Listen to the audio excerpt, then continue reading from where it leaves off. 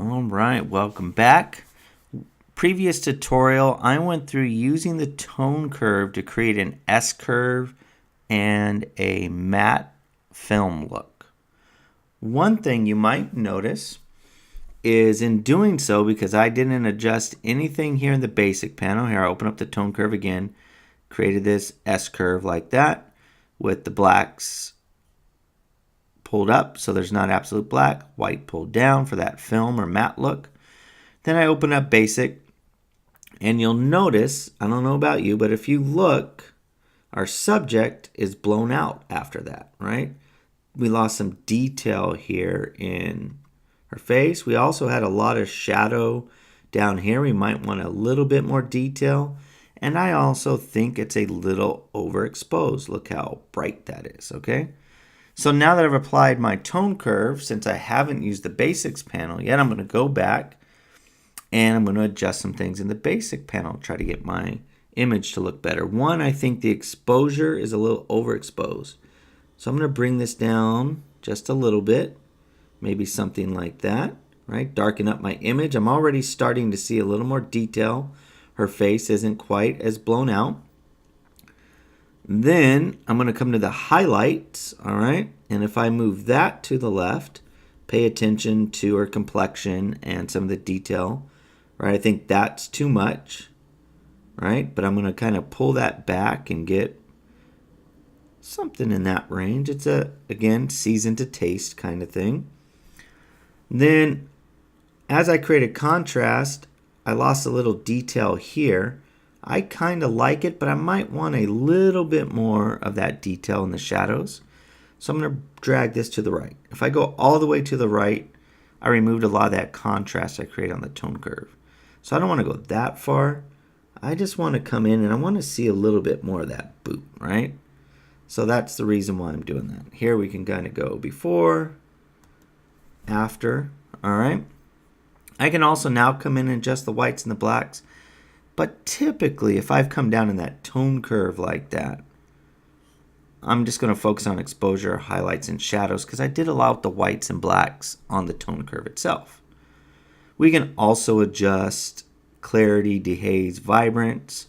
I might shift and double click on the vibrance there. One thing some people do if you're doing about a film look is sometimes they actually bring the saturation down a little bit, right? Just a little bit. Again, season to taste. I'm going to bring it down just a little bit for this film look. I could also add a little bit of clarity, so a little bit of contrast there in the mid-tone. I'm going to bring that up just a little bit. We have, again, our before and our after, right? Hopefully it's starting to look like a better image to you guys. Some other finishing touches is we can come down to our effects panel, and let me close basic. I'm going to come down to my effects panel, and here we can add, it's usually the last step. I haven't gone over some of the red, green, and blue stuff in the tone curve. I'll come back to that. But here in this post-crop vignetting, vignetting is like darkening the edges and the corners and keeping it brighter in the middle, and it can help to draw your viewers' interest to what you want them to look at. All right, so if I come in here and I do the vignetting to the right, it's white and brightens it up and does kind of that. If I go to the left, it darkens it, and you don't want to go too much. That's kind of like a 1980s school picture kind of thing. I'm just going to come back just a little bit. Look at the corners. They're getting kind of dark. I'm going to add a little bit like that. Another thing is grain. Let me actually zoom in here. We got a little bit of grain already actually because the students that were taking this picture for behind the scenes on our film set had what I like to call a toy camera. I shouldn't call it a toy camera, but an entry-level Canon Rebel. And we were having to shoot at ISO 1600 because we didn't have our 5D, so we already have grain.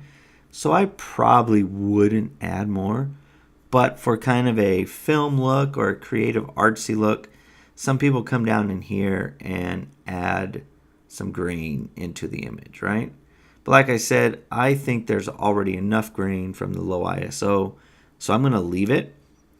But if you took a super sharp, low ISO clean image and you're going for that old school photo film matte look, you might want to up that grain a little bit. All right, so let's zoom back out. Before, after, and without doing any kind of color grading at this point, I've still just done color correcting, but with a tone curve and some basics after the fact, I got what I think is a pretty cool looking photo.